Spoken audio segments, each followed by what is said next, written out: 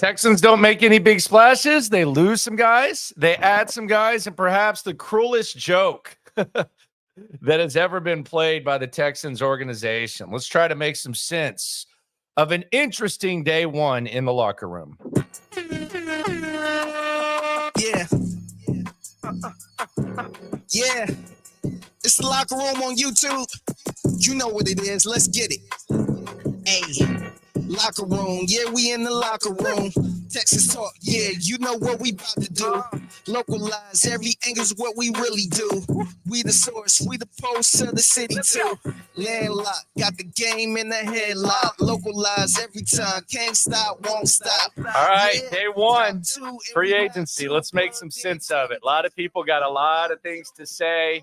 We're already 180 deep right now.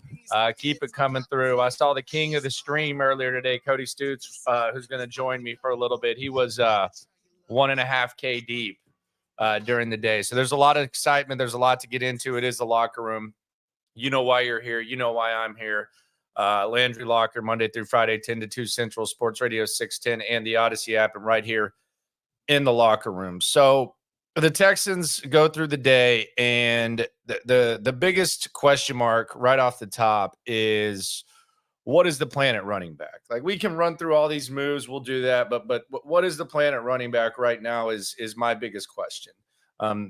We approached free agency with the acknowledgement that this was going to be a very, very deep running back mix, perhaps the deepest in the history of the NFL. Now, if you believe Diana Rossini, and I don't know why the hell you wouldn't, with how she's been all over it today, the Texans were in the mix for Saquon Barkley along with the Philadelphia Eagles. Now, there are reports that the Texans were willing to go $11 million, but they weren't willing to go the 37.5 that he ended up getting. 37.75 up to 46 million. So 15 million per year max in about, I don't know, 12 mil plus per season. The Texans got outbid. Now, I will say I would say there's probably a little bit more to it than just getting outbid.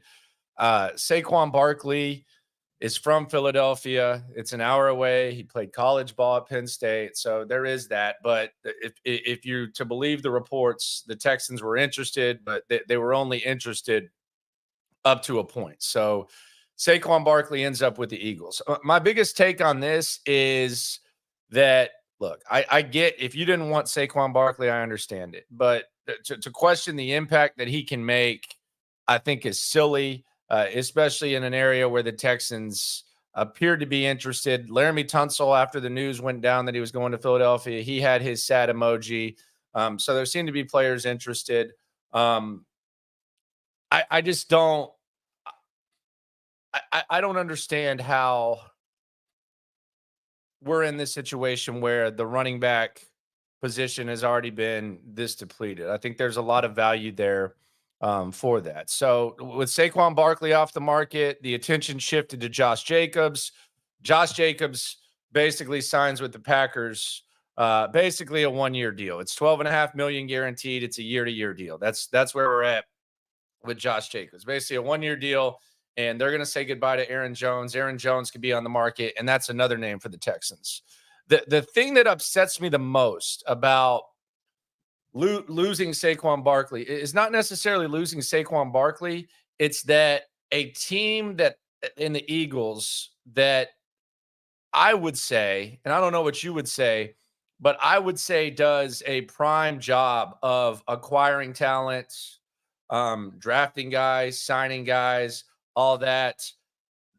They seem to think that Saquon Barkley's worth it. And the Packers, they seem to think Josh Jacobs is worth it, and they're going to let Aaron Jones go. Then the Tennessee Titans, they signed Tony Pollard for 3 years, $24 million. So that's another guy off the market. DeAndre Swift, same thing, only $15 million guaranteed.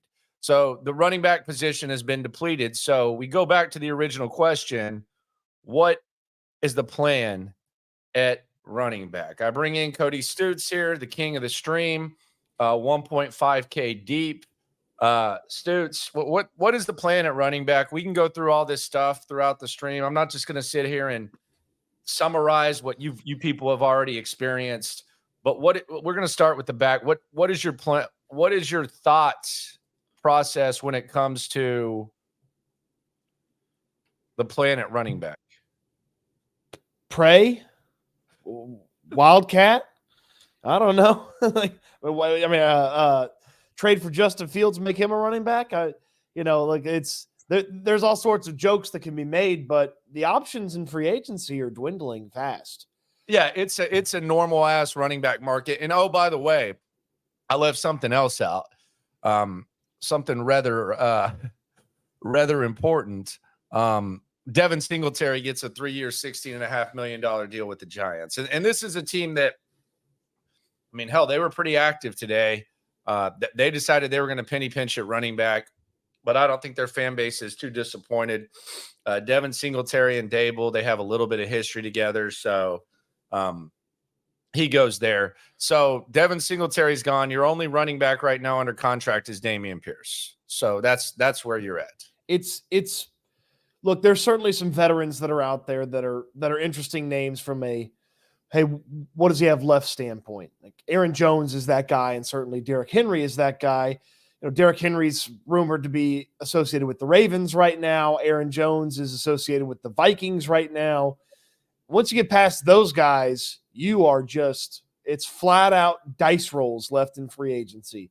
I mean, you roll the dice on A.J. Dillon being better than he has been in Green Bay. You roll the dice on J.K. Dobbins finally being healthy after his knees exploded 2 times in 3 years. It just doesn't seem like there's an option outside of those couple of veterans that I mentioned a moment ago in Jones and Henry.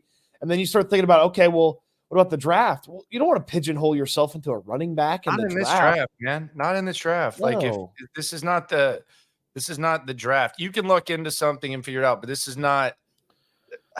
I just maybe they're going to have to.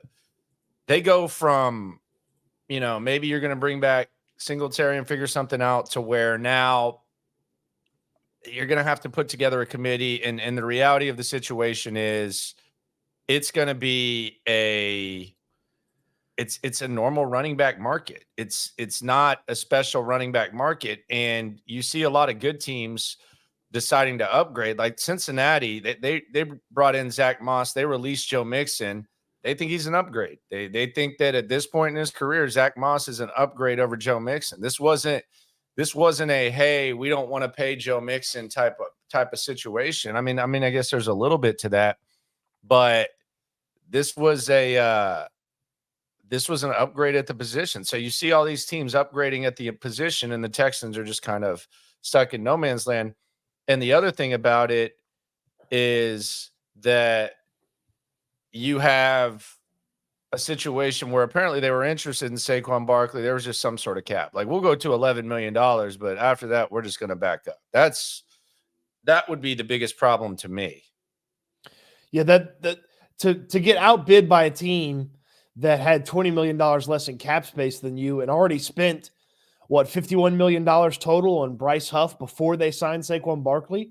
So it's not like the Eagles went out there and their only priority was Saquon Barkley. They were chasing a safety at the same time they were talking to Barkley too. Like, they were in on Xavier McKinney, and he ultimately ended up going to the Packers, but they were in on a multitude of the safeties in addition to chasing Barkley and getting Huff. And so, they put themselves in an interesting cap spot with their chase. The Texans had $20 million more in cap space than the Eagles, and somehow they just decided, well, not only is Saquon Barkley not worth the money, seemingly nobody else is either. Like, because it's one thing to, hey, Barkley's our guy, Barkley's the top. Okay, well, we don't really like the money at the time when you get done with Barkley. Like, Pollard's already off the board, Swift's already off the board. But then to have anybody and everybody that's sort of an interesting, mid-tier guy kind of come off the board at that point. And it's not like there's a bunch of teams ready to jettison a running back. Like, sure, there are some teams out there that have a couple of running backs, but most people keep 2. So, okay, Kenneth Walker on the Seahawks, they're not trading him. Like, and if they do, they're silly and somebody else will outbid you. Like, James Conner's not getting traded from the Cardinals. Like teams that have guys aren't getting rid of them. That's just a dude. Like that's not a special upgrade. Yeah, I don't even know if James Conner fits in better than Singletary. So that's not. Well, they don't even have. Now it's just you're basically in the same situation and you have the same opportunity as last year, except you don't think Dameon Pierce can play. That's basically where you're at right now. Like you have the same running back situation, but you don't have the delusion that Dameon Pierce can play. And maybe he'll figure it out, but you know what I mean.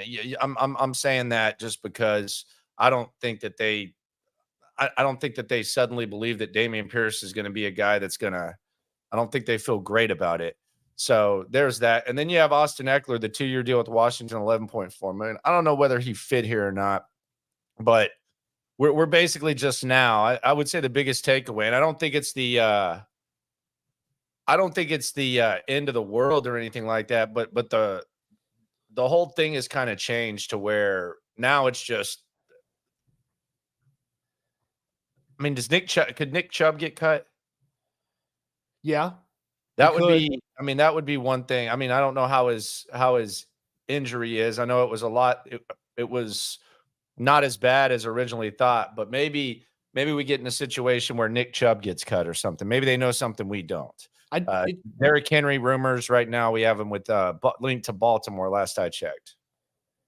I mean, this is a team that was 29th in yards per carry last year. They were 23rd in yards per game, and they lost the guy that got them to that point in free agency in Devin Singletary. Like they're a worse running back room than the running back room that was 23rd in yards per game and 29th in yards per carry. Like today, they're a worse running back room than that.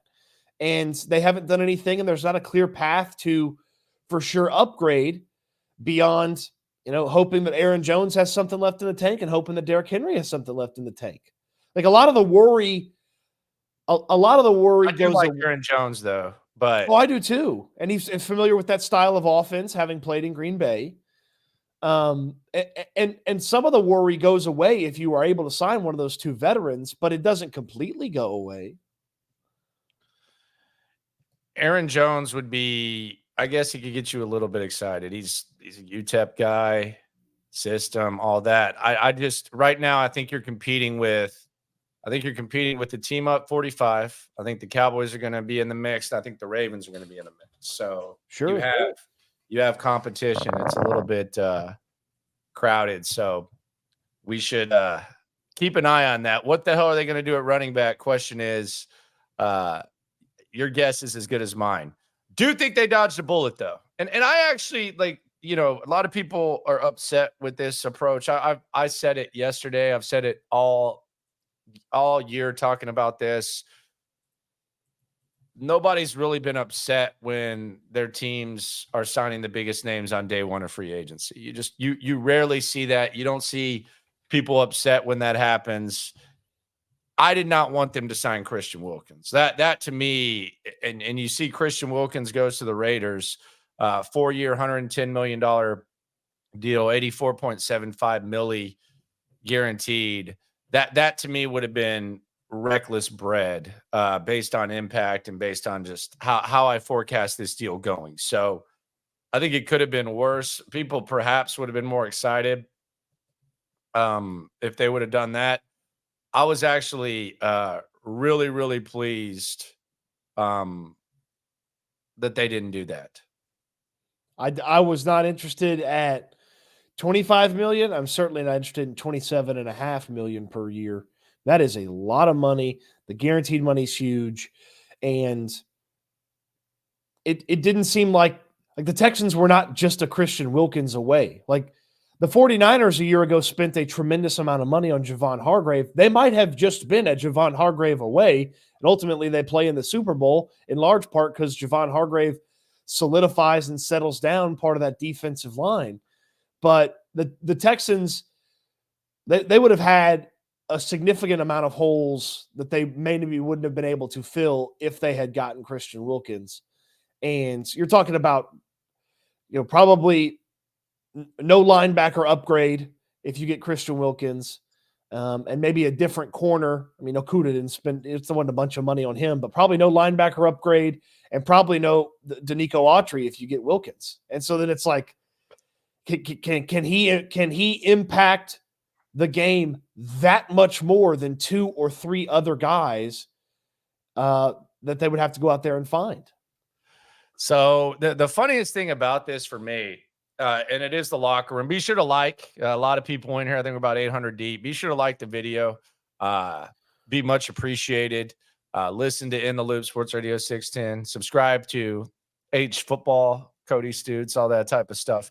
The cruelest thing for me, and I was almost giggling. I giggled just thinking about it. Was, you get hyped up for free agency, rightfully so. Every year, it's awesome, and you have no moves by the Texans in the first couple of hours in the division. The Jags signed Gabe Davis to a 3-year deal. The Colts lock up Michael Pittman Jr. The Titans signed Tony Pollard, and then Lonnie Johnson is coming back to the Houston Texans. I don't think you could have written out a funnier situation or a funnier joke. And make no mistake about it, Lonnie Johnson was absolutely unbearable his first time around with the Houston Texans. When they were going through the turmoil, he was so vocal about it. There really didn't seem to be really a sense of self. Look, everybody grows, and we'll see how it is. And the reality of it is with Lonnie Johnson coming here, I look at it a lot like Eric Murray. The expectations of a second round pick and a starter on defense are gone. So that left when he left. Matter of fact, it left when he was here, for being honest, if you watched him play. And then he had this tweet, which is cool. I think he's basically acknowledging as much. I seen what Akins did his second time around. I seen what Des King did his second time around. God gave me a second chance. I'm going to take the humble route. Okay. We can see what goes on, and we'll see what happens with Lonnie Johnson. I still just think it's hilarious that in the middle of all this, Lonnie Johnson signs with the Texans. I mean, is there anybody that would have been, that could have been a weirder signing or a weirder acquisition in the midst of this? I'm gonna be honest with you. I legit did not know Lonnie Johnson was still in the NFL. I figured he was playing in the UFL at this point. Look, I'm a big fan of second chances in life. Forever and such. Broke records, by the way, says Lonnie was good at the end here. Don't lie, man. Hey, tell Stevie Wonder and Ray Charles I said hey, and maybe one day you can get their vision, because I don't know what the hell you were watching, buddy. Lonnie was good. Lonnie was pretty much never good at anything. Paperchaser.com with the super chat. I appreciate you, mi amigo. What do you guys think about signing Joe Mixon? Look, Sean's on Twitter right now, and he's Sean Pendergast. He's talking about 2014 and the incident in the restaurant where he hit the young lady and stuff. And I think he said something along the lines of if there's an organization that doesn't have a statute of limitations for something like that, it's the Texans. So I don't anticipate. I don't even know why we're bringing that up 10 years down the line. I'm not saying it wasn't great. I mean, but, and I know he's had some other incidents, and I think something's dropped, but look, I don't think that that should be what prevents them from bringing in Joe Mixon. He seems to be pretty respected by his teammates. I don't even know why that's coming up, to be honest with you. I don't think that's too fair. He's a pretty solid football player, constantly 1,000-yard rusher, catch the ball out of the backfield. And like you mentioned, that's in the past. It's something that's associated with him, but it hadn't kept the Cincinnati Bengals from continuing to go back to him year after year. Just that they eventually move on from him because of the financial commitment to him. So, he seems to have bared the brunt of his penance for that for a good portion of his time in the National Football League. But even then, I will say this, and I like Mixon. It's not like you have like some awesome running back room if you're bringing in Mixon. It's very okay I mean, it just becomes Joe Mixon. And then the biggest thing about this is the team showed us that they don't have a lot of faith in Dameon Pierce with the way he was used down the stretch. I mean, they quit trying to work him in. They didn't really use him. There were games where he went, he was active, but he didn't even get offensive snaps. Like there's not a lot of, like, if this was a year ago and there's optimism for Dameon Pierce to be a different running back room and a different conversation, but there's not optimism. And the team that hasn't shown that there's optimism in Dameon Pierce. Yeah, I'm with you. Haney and Rob said, "Hey, from California, Cody, good stream today." Talking to the king of the stream, Cody Stutes. Watched it work, and yes, the Texans suck today and need our RB. So, how long did you go today, by the way, buddy? 6 hours and 11 minutes. There you go. How'd you feel after that? When was the last time you did extended reps like that, brother? I mean, I don't think I've ever done anything besides sleep for 6 hours. There you go. That's what's up, man. Tomorrow they're asking if there's going to be a 7-hour stream. We're not just the day one. Can we get an hour tomorrow out of you at least? Yeah, you'll get an hour out of me, maybe a little bit more, but it's you may not get 7 more hours of content from me this week after a 6-hour one today. Yeah.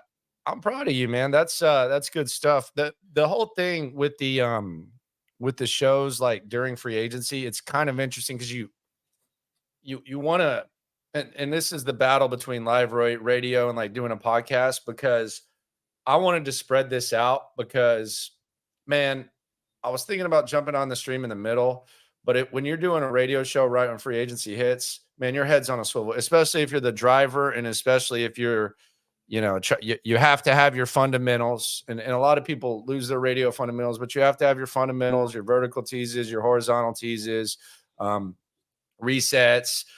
You still want to get your topics out, but you also have to be able to adjust on the fly. So sometimes you have to figure that out. Then when some news comes out, you got to get it. So I say all that to say, 6 hours as it's going on is much different than just doing a 6-hour show. And doing a 6-hour show is not easy. A lot of people ask me, like, whether it's kids or like other people in the business, when you talk about it, and you can speak to this too. The difference between a 2-hour and a 3-hour show is pretty big, but it's not that big. Like sometimes when you do a 2-hour show, you're like, man, I had a lot more meat left on the bone. The 3-hour show, you feel pretty good, but from 3 to 4 is a big gap. And then there's some drives that'll do 4 to 5. Yeah. So it just kind of changes. It just kind of varies. So, I mean, it's fun and it's a blast, but but if you're doing it right, you got that head on a swivel. You kind of walk away like blinking. Like sometimes you'll look at me like on the stream. If you watch In the Loop Sports Radio 610, by the way, be sure to like, subscribe right along. But you're looking at the screen because that's how I communicate with Figgy, and that's how you kind of get that going. When I watch the stream sometime, I see you go Undertaker when Lopez starts talking sometimes. The eyes just go back like, oh, boy, here we go. Yeah. Look like the Undertaker throwing the rest in peace at somebody. Luis says Aaron Jones about to sign with Minnesota. We'll see. I don't know. He might have a little bit more of a market than he anticipated because the Cowboys are going to have to get it back. Minnesota's not the most intriguing situation. And I got to think the Texans are at least a little bit intrigued by what they could get. But the running back position it's very blah. Devin Singletary. What do we think about Singletary getting his deal with the Giants? That's good. I still would have liked to have brought him in with another running back, but the Giants, I think it was just kind of a perfect storm where this is the one place, and we wondered, would he get an opportunity? This is the one place where the finances, the opportunity, and the familiarity just kind of lined up good because he does know Dable. He's getting pretty good money on this market, and I think he's their RB1. So this was just kind of a perfect storm for the Giants. He ended up in a situation where if they're not paying $11 million for Saquon Barkley, they're sure not playing, $6+ for Devin Singletary. I mean, it just that's where the Texans were, and then he got a little bit more money than they were probably comfortable with. And we underrate how much these players, because the agent a lot of times is just, hey, whatever the best money is. But if the player has a say in it or can add seasoning to the conversation, you mentioned that familiarity with Brian Daboll. He probably likes the guy a lot. Daboll's a really good coach. And then he's a really good coach. Okay. I didn't know if I heard you right. All right. Well, he coaches offense pretty well. No, I didn't. I thought I misheard. I had no idea. And then he gets to be running back one. There's no chance of a timeshare. It doesn't feel like right there in New York. So that's attractive to him. So he's gone. Jonathan Grenard, bye-bye for this, buddy. Congratulations to you, my friend. You earned that. Enjoy Minnesota. 4 years, 76, 42 guarantee. Very happy for Jonathan Grenard. Go do your thing. But no thank you for that. I'm good on that. I thought the top of the market was going to be about 17 a year for him, with 17 a year with about 30-ish or so guaranteed. And then he ended up with 19 a year and 42 guaranteed. And that's a really good job by his agents. That's a lot of investment from Minnesota, and good for, Jonathan Grenard's a good dude and worked really hard and stayed healthy this year. And, was number 2 in sacks in all free agency of the guys that hit true free agency. And he got taken care of to a large degree. Oh, you're muted or something? I'm not mad at them for letting Jonathan Grenard go. Right. The Blake Cashman thing, this one was interesting. I thought if there was someone that they might overpay, it was Blake Cashman. I do wonder, though. I know on KPRC too, he said to I think he was with Aaron Wilson, like talking to the big computer screen. Did you see it? No. What was this? Screen, and Aaron's got like a maroon suit, and he's like sitting there talking to Blake Cashman. Oh, it was like the giant video board thing. Yeah, but it's like in his Zoom, and Aaron's like got his back turned, and Cashman basically said the Texans would have the right to match. I don't know if that was the case with this, though. Like I think in many situations, because I've talked to Cashman probably a handful of times, and not just in media scrums. Like he's been on the show, I think 5 times now. He loves Minnesota, dude. Like he's 100% Minnesota. He went to the best high school there. He played college ball there. He was a walk-on. Ended up going there.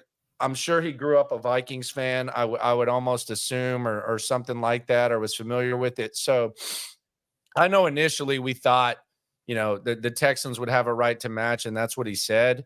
But I don't know if that would have been the case with this offer that Blake Cashman got. This has got to be close to a dream come true for him.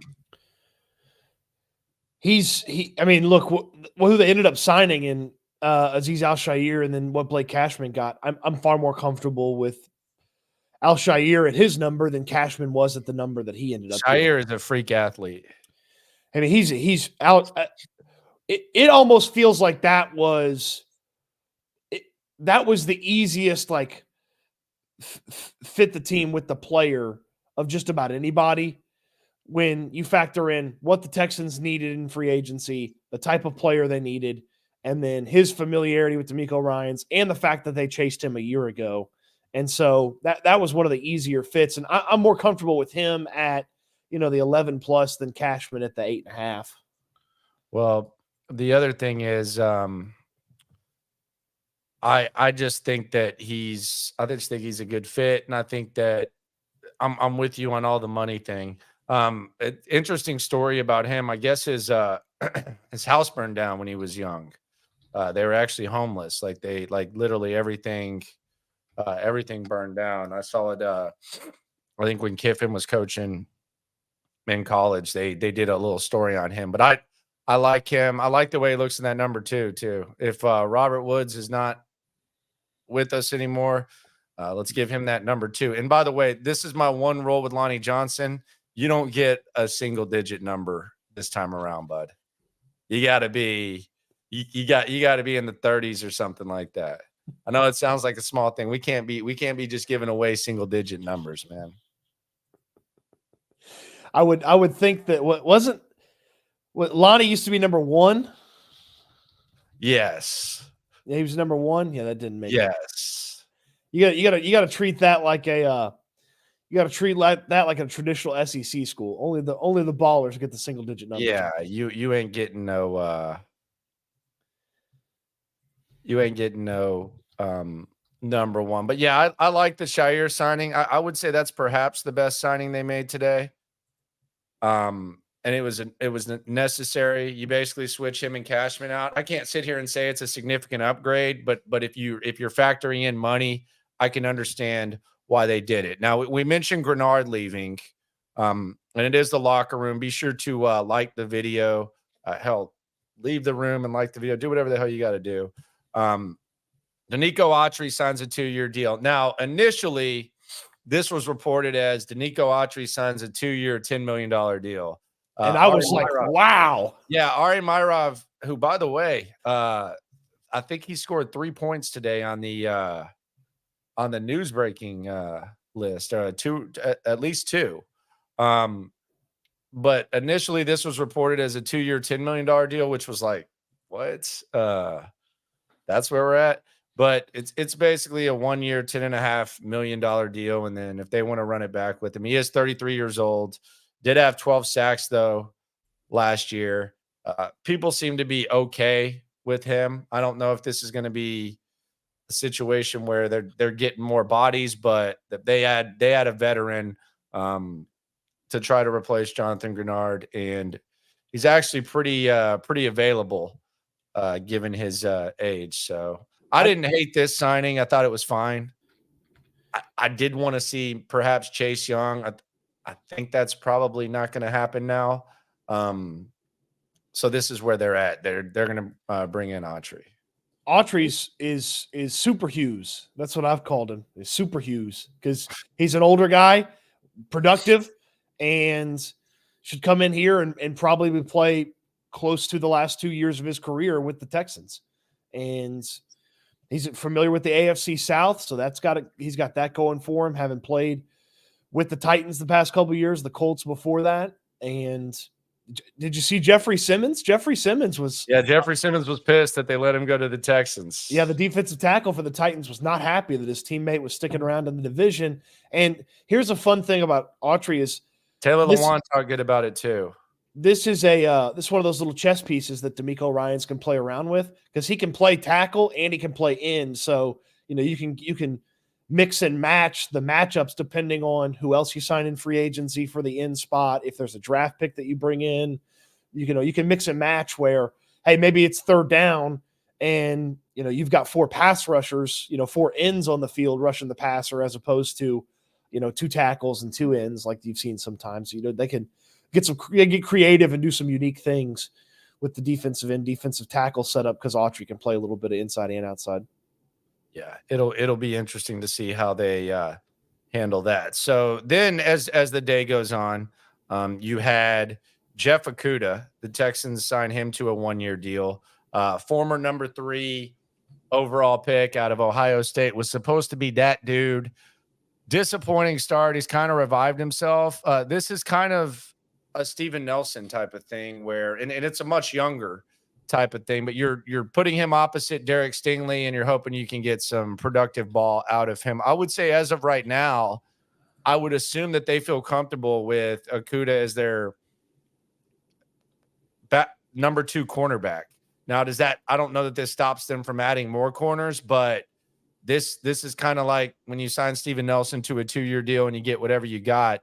This is what that feels like. You add a guy who's got a lot of talent, hadn't been able to stay on the field as much as he'd like, big struggles early on, but kind of a little bit of a revival. This doesn't keep them from drafting a corner, say if one of the corners they like falls to them in the draft, and just figuring that out. And this is the type of player that if we look up in early November and he's played really well, then, Nick Caserio goes to the negotiating table and snags a nice little extension and keeps him around. Like, if he plays well he's set to make up to $6 million if he plays 85% of the snaps.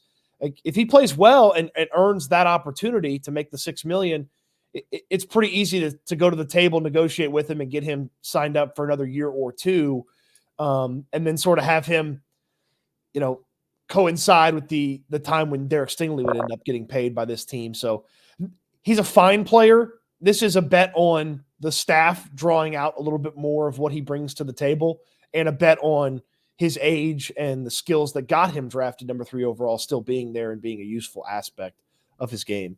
Yeah, I was fine with you know how I was. I wanted to be out of the Steven Nelson business. Yes. Didn't know I was getting in the Lonnie Johnson business, but No. apparently it's not what it once was. So that's one of the, what is it? The monkey paw. Be careful what you wish for.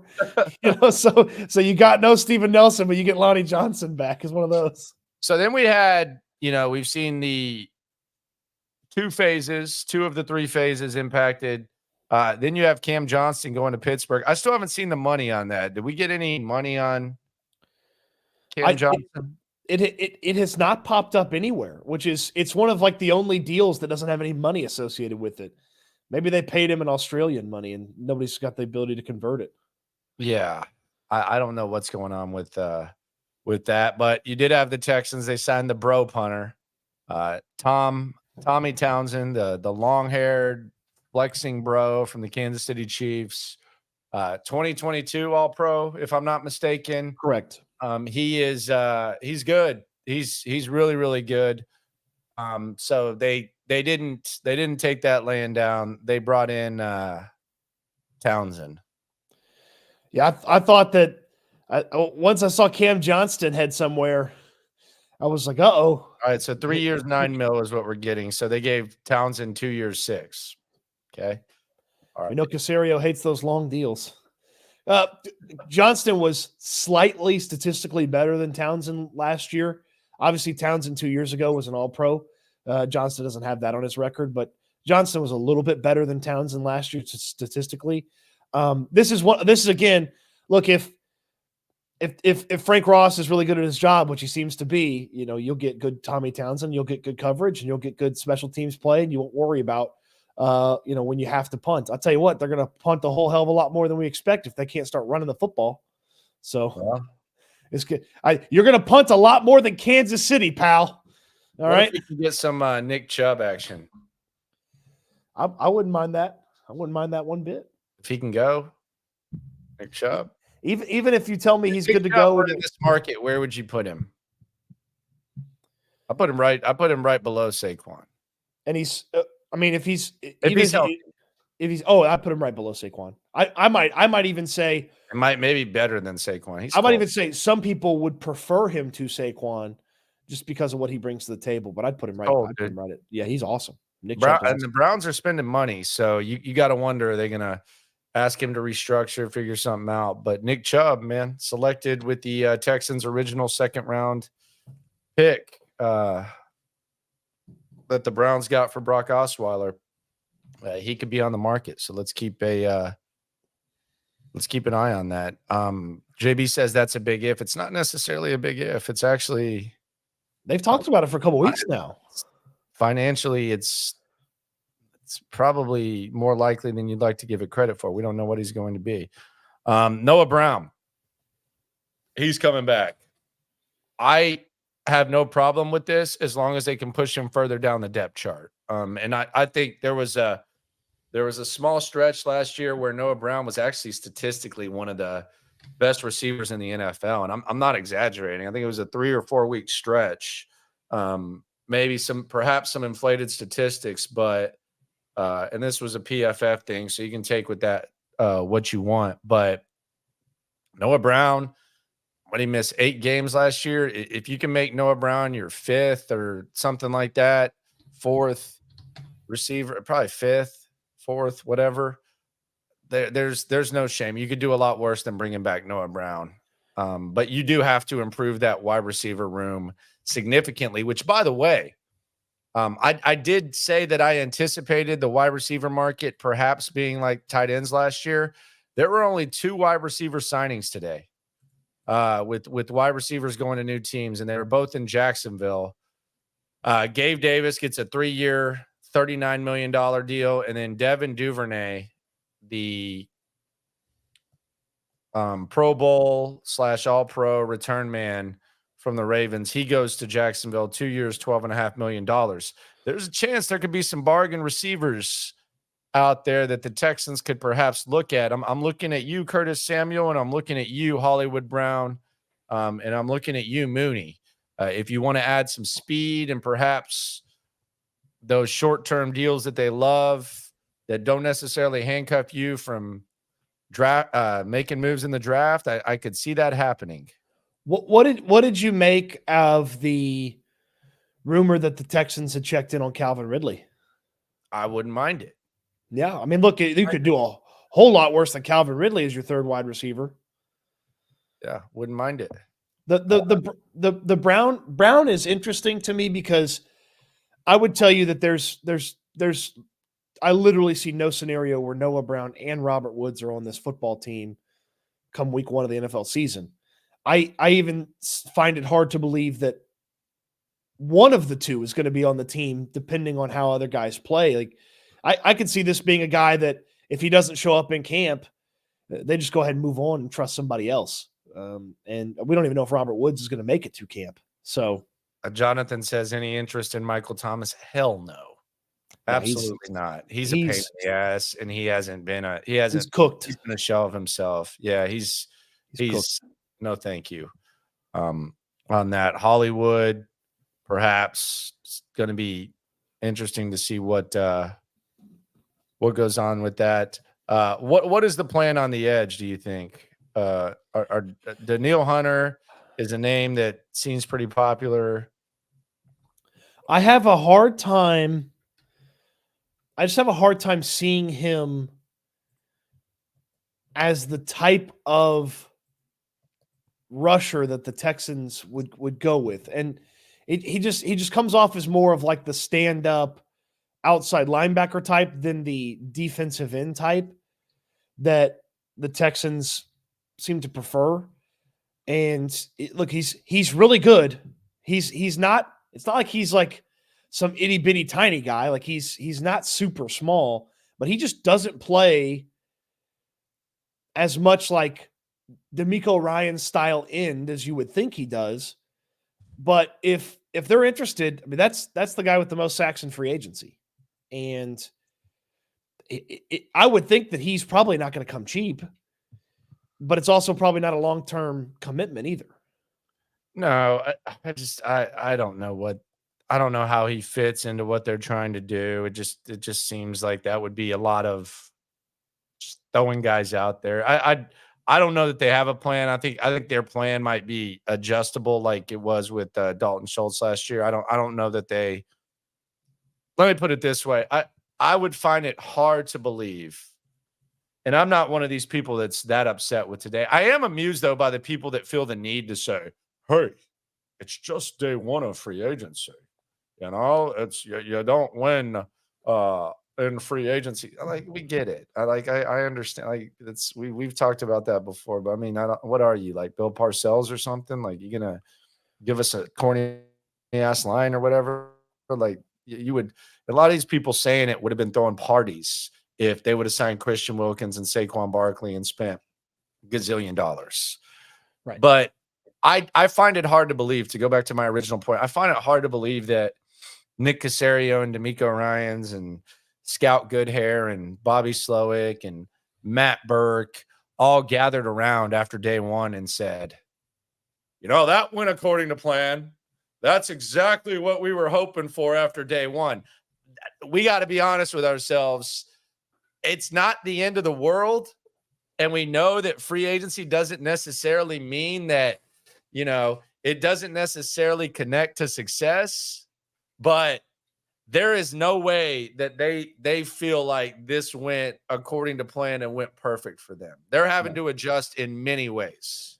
I'd be shocked if they were acting like today went perfect. Like, and that would almost be foolish to think that today went perfect and went well for them, because it feels like the defense, one of the defensive linemen that they wanted, you know, they chased Wilkins for however much it was, seems like they got out pretty quick on that conversation. But the running backs, it didn't shake out the way they wanted.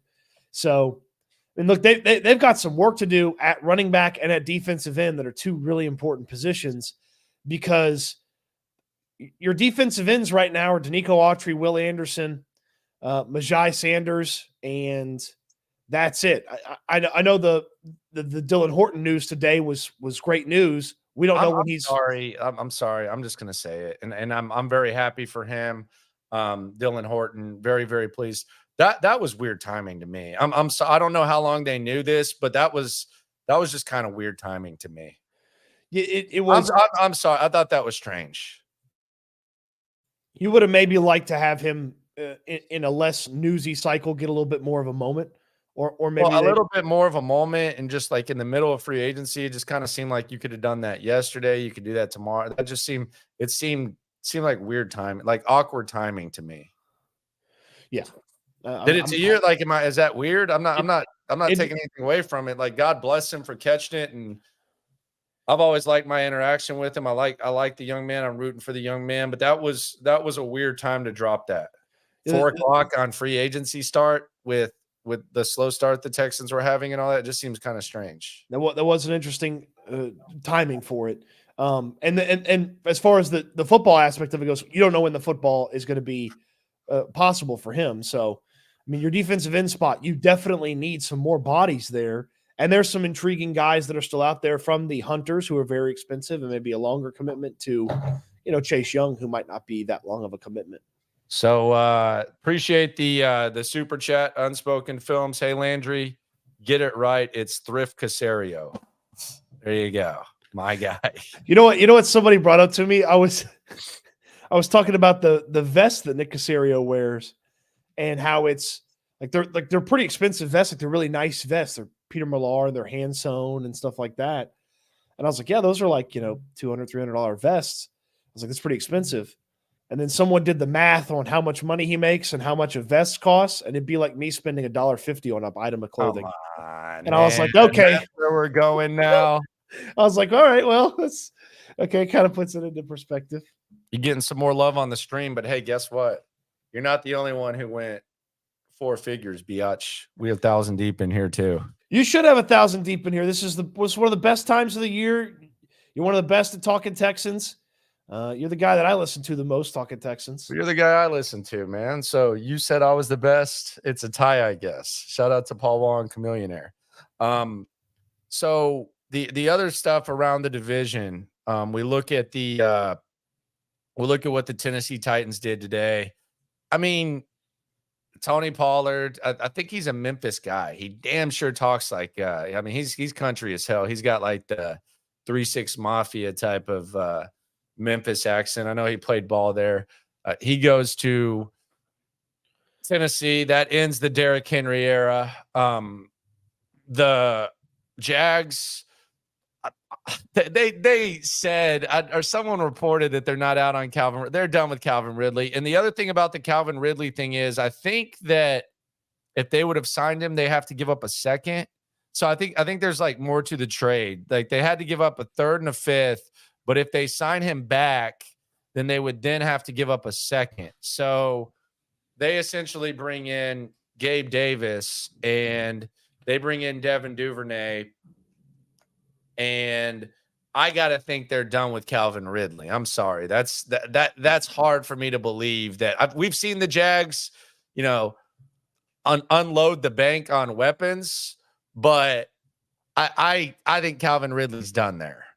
Two wide receivers, and it feels like certainly that it would be hard. They'd be hard pressed to see them add a third wide receiver. Like, the room is already kind of crowded from Zay Jones, Christian Kirk, Gabe Davis, Devin Duvernay, and you're going to bring back Calvin Ridley. I don't know how that totally fits. How about them being the only team so far to get juked in free agency? They thought they were getting a kicker. Yeah. They thought they were getting a kicker, and then he bailed on him to go back to Denver. He said, no, thank you.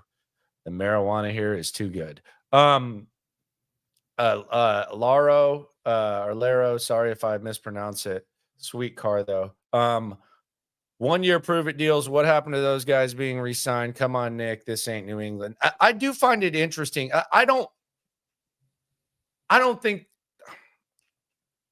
maybe they were ready to leave Blake Cashman and let him go. I don't know that they said that they wanted Devin Singletary back. So, like, as far as their guys, I think they were prepared to lose Grenard. I don't know what they were thinking on Cam Johnston. And they ended up getting a guy in the same caliber as him. So it wasn't like some sort of big drop off. And they actually paid the same annual value that Cam Johnston got. So it's not like it was, finances or whatever. So they got that. But as far as like retaining their own guys, I think they would have perhaps been open to Blake Cashman and Devin Singletary. The way I took it was, if they really wanted those guys back, they would have been the Cashman and Kaimi situation where they never would have hit free agency. And look, Jonathan Grenard absolutely should have gone and hit free agency and tested the market and seen what it was. And I wonder if Blake Cashman's agents got an indication that he had more value than the Texans placed on him. So I'd heard that they talked to him during the season, and the number wasn't anywhere close to what Cashman wanted. Well, apparently he was right, and we were wrong. Yeah, I was wrong about Blake Cashman. And I mean, Blake Cashman and Jonathan Grenard move on. You upgraded from Blake Cashman. The guy that they signed from the Titans is better. And are you going to upgrade from Jonathan Grenard? Probably not. But you're also not stuck with a deal on a guy that has one good year in his 4-year NFL career. And if those injuries hit in Minnesota, that contract's going to look really bad really fast. Yeah, correct. Yes. What is CJ Stroud thinking right now? People have speculated that maybe like, oh, CJ would be disappointed with this.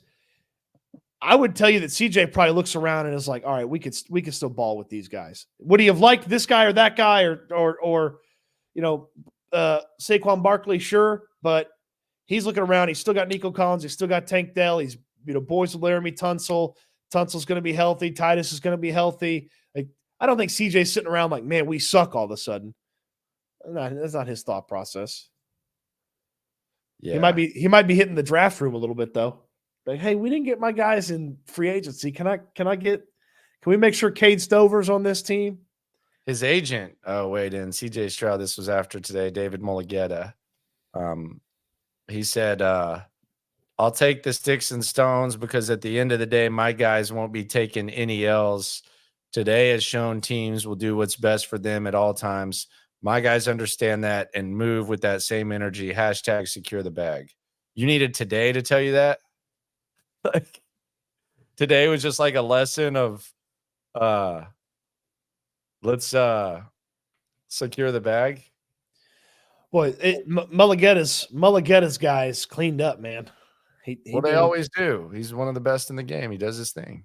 That's why it's like the guys that he represents are usually really, really good and near the top of their position. It's like that's why it's like curious like Steven Nelson's on his roster, where it's like that's an intern. That's an intern making the calls, man. Get him a little wet behind the ears. Probably. I don't know. I do. I don't think anyone can question Mulligetta from a business standpoint. I actually think the whole Mulligetta, like the souring of Mulligetta with the Watson thing. Look, I think Quincy Avery is the liability for Deshaun Watson. I don't think it's necessarily Mulligetta. I think it kind of got mixed up. And you notice that Quincy Avery, I mean, he's been in that Watson whatever since I think he latched onto him when he was 16, 17, whatever it was. So I think that's a little bit different. But yeah, he's going to secure the bag, and I'm sure CJ will do that as well. I do wonder, like, when I look at this Texans thing, and be sure to subscribe, please, and like. That's the least that I ask, if you don't mind, and do the same with Stutes. I do wonder, and this is just a 1 day look at, because I do wonder if perhaps the Texans don't think they're as close as some people do.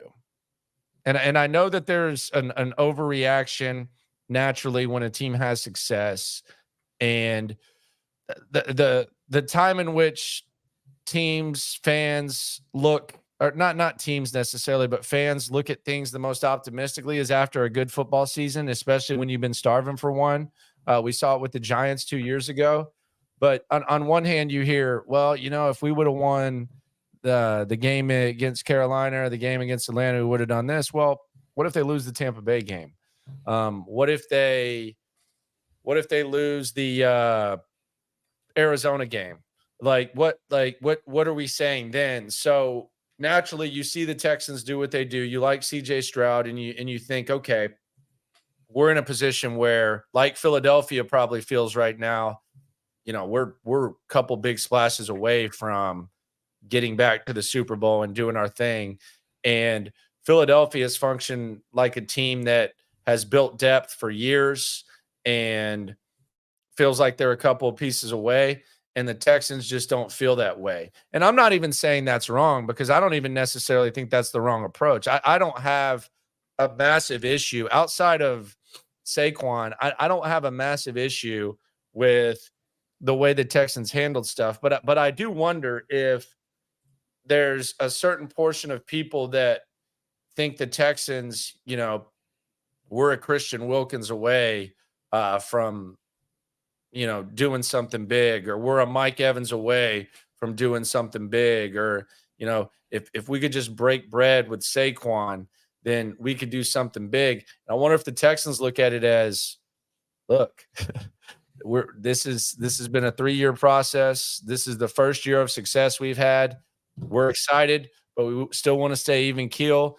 And we're going to approach this like we have the last few years. And maybe we get to a point where there's depth on the roster and we feel good and it makes sense to throw the bag at one of these big names. But right now, I know it's hard to hear, and I know I don't want to hike my leg on the excitement.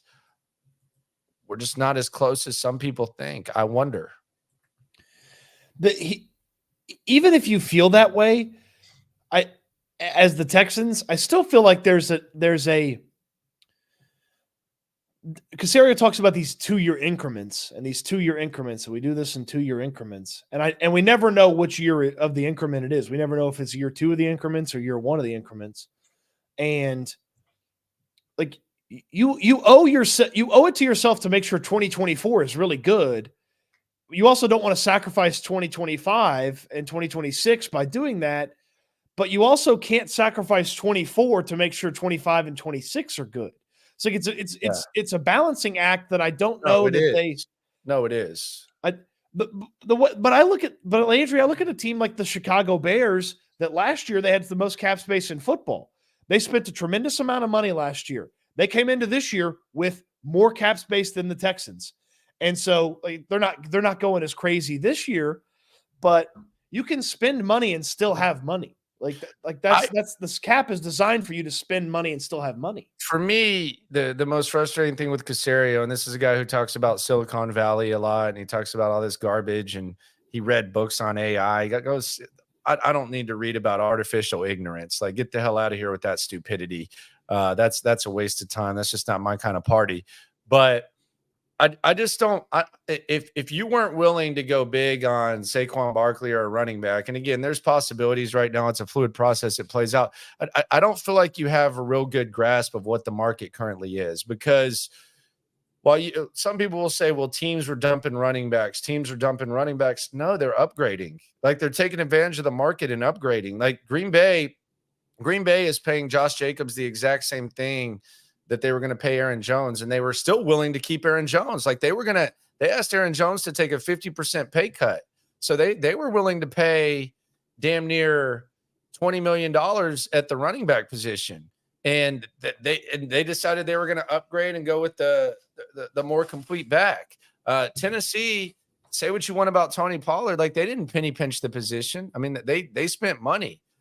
Chicago, they're just throwing around money like crazy. It seems like they're just throwing everything. But the Eagles, they had DeAndre Swift last year, and they said, you know what, we're going to upgrade at running back. So all these teams are looking to upgrade at running back, and the team that had the second least amount of success running the pill and the worst running back room in the NFL, I don't even think it's close last year.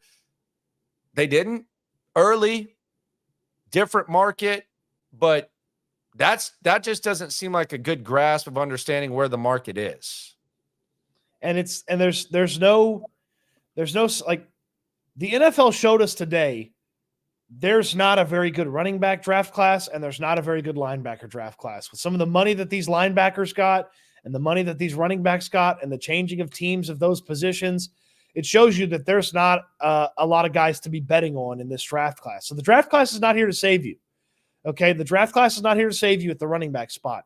And again, like you brought up Tony Pollard for the Titans. They've got Tajay Spears. Like, he was an exciting young player last year. Like, now they have two running backs. Like the Eagles added Saquon Barkley. They had two other guys on that roster that had significant snaps for them. Now, you could debate on how good they are, but again, guys that they trusted and kept around and still had faith in at different points of the season last year. Like the Bears, yeah, they signed DeAndre Swift. They still have Khalil Herbert, who's a decent option at running back. Like, the Texans have nobody that they trust. And I know Dameon Pierce is on the roster. The team doesn't trust him. They showed us that at the end of the year. Yeah, and they shouldn't. I mean, they really shouldn't. The big name that has come up, and I saw DJ Bieneme had a tweet on this. Interesting wording of the tweet. Texans are in the mix for former Ravens linebacker Patrick Queen, but I'm hearing folks around Queen aren't sure if the Texans can come up with the money to nail him. Okay. I just want him to sign him. Yeah. I don't know if I want him to nail him. Like, what is he, a prostitute? I just want him to sign the guy. I don't want him to nail him. DJ making it sound like he's a damn prostitute or something like that. I mean, this is you do not see the wording on this type of report very often. It's quite literally an agent calling a team cheap. Yeah. Like you very rarely see something like that out there. I mean, it to me, that read like Patrick Queen and his agent and his people feel like the Texans are cheap. Yeah. Yeah, and I don't know what Patrick Queen is worth. That's the other thing. He hasn't signed. That maybe it's a little bit cheaper when Patrick Queen comes around. So I am very interested by the fact that he in a draft that doesn't have a lot of great linebackers and seems to be a position that teams are going to trust these veterans. It's very interesting to me that he's not been. Nobody's really seemed to kick the tires on him on anything just yet. And I do wonder if coaches around the league watched everything and they were like, oh, Patrick Queen's good because Roquan Smith is good. Yeah. And then it's like, oh, okay, like maybe we shouldn't pay this guy. The Titans, by the way, while we were streaming, they agreed to terms with linebacker Kenneth Murray. 2-year deal worth $15.5 million. So not sure what exactly the former first round pick, been a pretty big disappointment. Hadn't played up to the billing. So we'll see how he goes. We had the Brian Burns trade with the Giants. That was, I mean, that you want to talk about expensive. Goodness gracious. 30 mil and the trade. How about that? That was sort of a weird move by both sides to me, because the Giants need a quarterback. Like, Daniel Jones isn't very good. Maybe they're going to draft one, but this is a guy that was good. Could have gone for 2 firsts and a second a couple years ago, and the Panthers didn't even get a first for him this time around. That's really bad. Yeah, that was when the Rams were in please take our picks, or what was it? F this pick, the F this pick movement. 2 firsts and a second, and they ultimately get a second round pick for Brian Burns. Yeah, and they probably could have used some draft picks because they've made some some expensive deals. Aaron Wilson reporting that there is optimism a deal will get done between the Vikings and running back Aaron Jones. That's, you know what that is? That's last call for offers. Come in and beat the Vikings offer. That's last call for offers. Come in here, get your last offer in. Man, apparently the Texans were really competitive on Saquon. And they went a bit more than $33 million for Aaron Wilson. They just couldn't go that extra few million, man. Well, in the save the money, Nick. In the BCS rankings of competitive free agent offerings, they'll do pretty good. You know, you lose a competitive negotiation, you get some points for that. So where the hell do they go from here? Who the hell knows? There's a lot of time to react to this. There's a lot of time to make moves. As some people put it, last year, their biggest free agent moves weren't made on day one. So I'm sure Caserio and D'Amico and company, they're putting their heads together, and they are trying to figure out what the hell they should do with this market. King of the stream, Cody Stutes, appreciate you for coming through. Let the people know where they can get that fine written word. By the way, the best money you can spend. It's basically like 3 sodas.